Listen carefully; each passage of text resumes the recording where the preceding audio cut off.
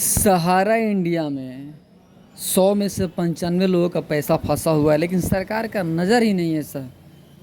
लोगों की तकलीफ देख ही नहीं रही है सरकार ना। सुब्रतो राय जो थे ऑनर, वो मर चुके। बेटा दो है कि विदेश में है, पिताजी के मरने पर आए भी नहीं, पत्नी सिर्फ आई।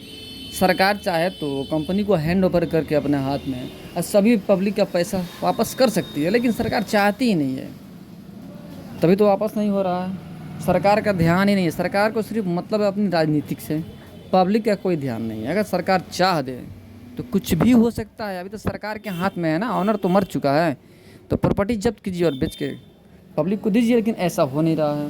यानी कहीं ना कहीं सरकार की भी गलतियां हैं, सरकार चाह नहीं रही है। अब जो भी फ़ायदा हो सरकार को इससे, वो सरकार ही जानती है, लेकिन कहीं ना कहीं सरकार की कमियां हैं, जिसकी वजह से पैसा रिकवर नहीं हो पा रहा है लोगों का। तो सरकार चाहेगी तो मिल जाएगी, लेकिन वोट बैंक अगर बनाना है तो सारा इंडिया का पैसा लोगों को दिलवाना होगा, ये भी सोचना होगा सरकार को, तभी वोट बैंक बनेगा। बट आप लोग की क्या राय है, कमेंट में ज़रूर बताइएगा।